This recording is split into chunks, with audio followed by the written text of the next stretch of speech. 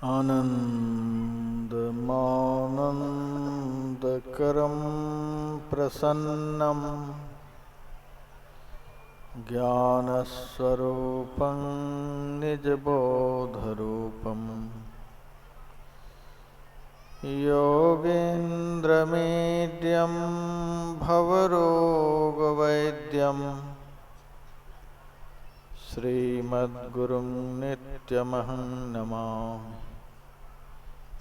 यस्याङ्घ्रिपङ्कजपरागपरप्रभावात् भूत्वा कृतिमतां श्रुतिमाचरामि तं सद्गुरुं सततसर्वसुखं सदग्र्यं वन्दे सदा विमलबोधघनं विचित्रम्। वन्दो गुरुपदकन्दकृपासिन्धुनररूपहरि महामोहतमपुञ्जजासुवचनरविकर्णिकर। मेरा मुझ में कुछ नहीं जो कुछ है सब तोर, तेरा तुझको सौंपते क्या लागेगा मोह।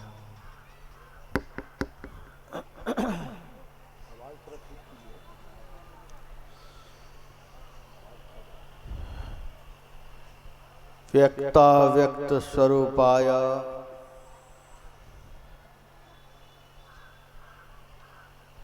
परमाराध्य यतीन्द्र कुल तिलक ब्रह्मलीन संत सद्गुरु महाराज के चरणार बिंद में कोटि कोटि नमन। तीर्थी कुर्वन्ति तीर्थानि, साधु संत महात्मा तीर्थ को भी सुतीर्थ बना देने वाले होते हैं। ऐसे तीर्थ स्वरूप मंचस्थ साधु संत महात्माओं को भी बहुत बहुत नमन।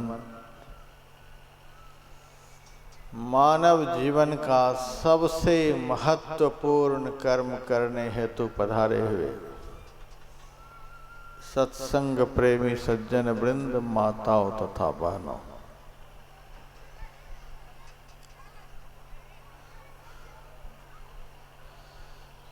परमाराध्य संत सद्गुरु महाराज के नियमानुसार अभी श्री रामचरितमानस से पाठ करके आप लोगों को सुनाया गया है। जो पाठ कल हुआ था वही पाठ आज भी हुआ है। मैंने एक नियम बनाया है, जब तक कार्यक्रम चलता है रामायण का एक ही पाठ रोज होता है।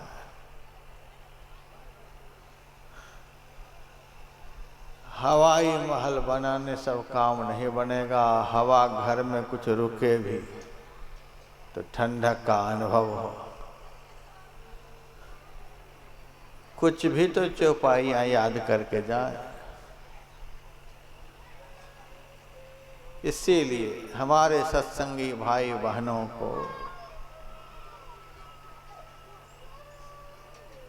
जो यहाँ पाठ हो रहा है उस पाठ की एक दो पंक्तियाँ भी कम से कम याद हो जाए, इसीलिए बारंबार एक ही पाठ। वेद ग्रंथ को मैंने पढ़ा, उसमें एक एक मंत्र कई एक बार आया हुआ है। गायत्री मंत्र को मैंने देखा चारों वेदों में। सहस्र नाम में भगवान के एक ही नाम कई एक बार आए हैं। ऋषि मुनियों में यह पुनरावृत्ति का दोष नहीं है। ऋषि मुनि महात्मा अभिभावक की तरह समाज के लिए होते हैं और चाहते हैं बारंबार सुना सुना करके हम समाज को संस्कृत बना दें। इसी भावना के साथ मैंने आज भी वही पाठ करवाया। कितना सुंदर पाठ हुआ है। मज्जन फल पेखिए तत्काला, काक होहि पिक बकौ मराला। मज्जन का फल तत्काल देखने में आता है। यह सबको अनुभव है, रोज अनुभव करते हैं। मज्जन का अर्थ मांजना होता है, साफ करना होता है, निर्मल बनाना होता है, बदल देना होता है, सुधार देना होता है। शब्दकोश में एक एक शब्द के शब्दानाम अनेकार्थ, बहुत अर्थ होते हैं। आप जितने सत्संगी भाई बहन हैं,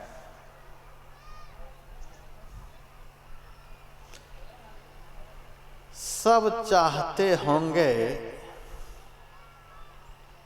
कि हमारी बुद्धि सुधर जाए, हम बुद्धिमान हो जाएं। सब बुद्धि चाहते हैं हम बुद्धिमान हो जाएं। मूर्ख भी नहीं चाहता होगा कि हम मूर्ख ही बने रहे। सब बुद्धिमान होना चाहते हैं। बुद्धि तत्व को सब पसंद करना चाहते हैं और पसंद करना भी चाहिए। उपनिषद ग्रंथ में शरीर को रथ बतलाया गया है,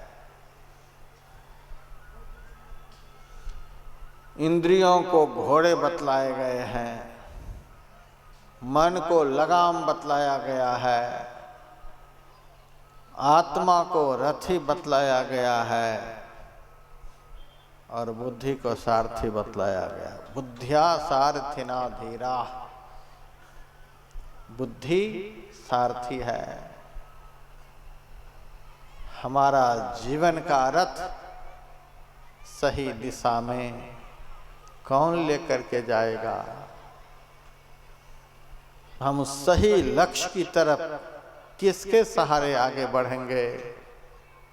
उसी के लिए बुद्धि तत्व है। बुद्धि जिसकी ठिकाने पर नहीं है, वह सही लक्ष्य की ओर गति नहीं कर सकता। उसका जीवन लक्ष्य विहीन हो जाता है। उसका जीवन रूपी रथ किस विषय रूपी गड्ढे में जाकर गिरेगा पता नहीं है। इसीलिए बुद्धि की बड़ी आवश्यकता है।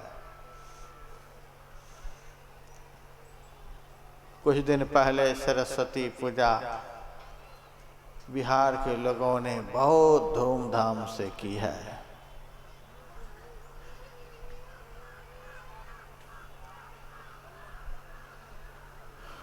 कर्नाटक में हम सरस्वती माता की पूजा नहीं के बराबर देखते हैं। सबसे बढ़कर दुनिया की कंप्यूटर सिटी है, वहाँ सरस्वती माता की पूजा नहीं। तमिलनाडु में देखता हूँ, आंध्र प्रदेश में देखता हूँ, गुजरात, महाराष्ट्र, बड़े बड़े राज्यों में देखता हूँ, वहाँ सरस्वती पूजा नहीं के बराबर। बिहार के ही लोग करते होंगे। सबसे ज़्यादा यहीं पर पूजा होती है। बैरियर लगा लगा करके 1 महीना पहले से ही चंदा के रसीद काटने में लग जाते हैं। हम लोगों को नहीं बकसते हैं। महाराज आप तो कोरोना हो जाए, कुछ भी हो जाए, आपकी आमदनी तो कम होती नहीं, आपको तो देना ही पड़ेगा। 101 रुपये रसीद काट के हाथ में रख देते हैं। हम भी कहते दे करके भला टालो, दे ही दो इनको। और उसके बाद पैसे इकट्ठा करके जिसकी 2 दिनों तक धूमधाम से पूजा करते हैं, उसी माई को 2 दिनों के बाद पानी में धूमधाम के साथ डुबोने के लिए जाते हैं। बुद्धि का इतना ज्यादा विकास हुआ। यद्यपि कहते हैं बुद्धि प्रदाम शारदाम, बुद्धि को प्रदान करने वाली, लेकिन संत सदगुरु के अभाव में सरस्वती बुद्धि नहीं देती है, बुद्धि को हरण कर लेती है। संत सदगुरु की शरण में नहीं जाएंगे तो सरस्वती भी आपको बुद्धि नहीं दे पाएगी। रिएक्शन हो जाएगा बुद्धि में। रिएक्शन हो रहा है। जिसकी पूजा करो उसी को पानी में डुबाओ और शराब पीता हुआ क्या क्या करता हुआ जाता है। देखते ही बनता है। कितना बढ़िया बढ़िया मुंह रंग अबीर लगा करके बंदर बन जाता है। कहाँ बुद्धि का विकास हुआ? बुद्धि विकसित नहीं हुई। चल सतगुरु के हाट ज्ञान बुद्धि लाइए। यदि विकसित बुद्धि चाहते हैं, निर्मल बुद्धि चाहते हैं, सद सद विवेकनी बुद्धि चाहते हैं, जो बुद्धि इस जीव को ठिकाने का पता बतलाती है, ऐसी बुद्धि चाहते हैं तो सत्संग में आना पड़ेगा। संत की शरण में आना पड़ेगा। तो बुद्धि सब चाहते हैं, चाहिए भी। मेरे पास तो बहुत माताएं आती हैं अपने बच्चे को लेकर के, महाराज ये पढ़ता नहीं है, आशीर्वाद दीजिए, इसकी बुद्धि बढ़ जाए। बच्चे को पागल बनाने का आशीर्वाद मांगने के लिए कोई नहीं आता। बुद्धि को बढ़ा दीजिए। अब बुद्धि को बढ़ाने वाला आशीर्वाद मांगने के लिए कोई मोदी जी के पास नहीं जाते, राष्ट्रपति के पास नहीं जाते, मुख्यमंत्री के पास नहीं जाते, मुकेश अंबानी, अनिल अंबानी के पास नहीं जाते। किसी गुरु के पास ही जाते हैं, किसी संत के पास ही जाते हैं। क्योंकि सबको पता है कि ज्ञान बढ़े गुणवान के संगत। ज्ञानियों के पास ले जाएंगे, उनका आशीर्वाद प्राप्त होगा तो इसकी बुद्धि बढ़ेगी।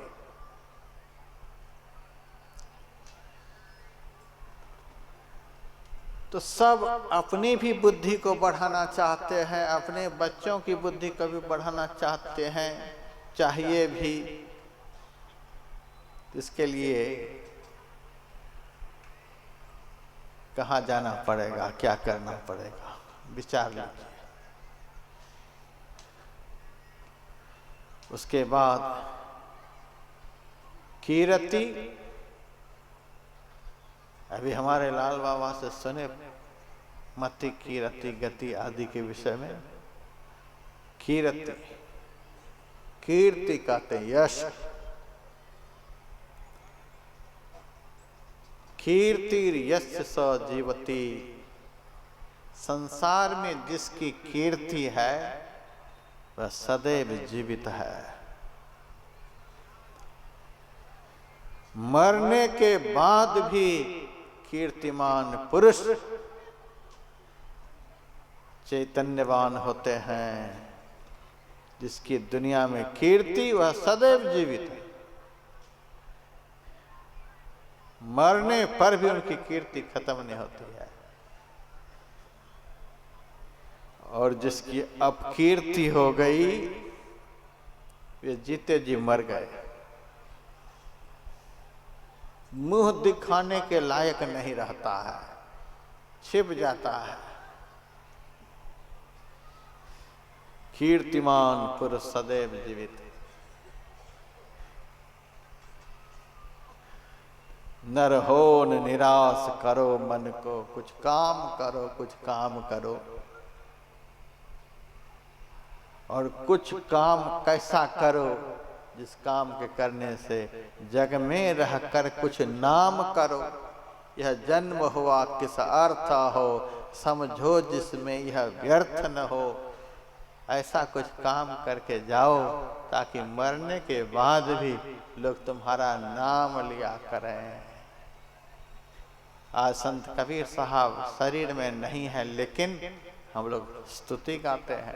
शंकराचार्य शरीर में नहीं, बुद्ध शरीर में नहीं, नानक शरीर में नहीं, तुलसी सूर शरीर में नहीं, हमारे परमाराध्य गुरुदेव शरीर में नहीं, लेकिन सुबह शाम स्तुति का गायन करते हैं और इस भावना से गायन करते हैं कि ये हैं संत और संत का ज्ञान, शास्त्र और शास्त्र का ज्ञान, गुरु और गुरु का ज्ञान कभी मरता नहीं है, सदैव जीवित रहता है। मेरे पास एक माई आई, आधा दर्जन केले हाथ में, महाराज जी दीक्षा दे दो। मैंने कहा इतनी उम्र हो गई अब तक दीक्षा नहीं ली हो? हाँ दीक्षा तो महाराज पहले भी लिए, 3 गुरु बनाई महाराज।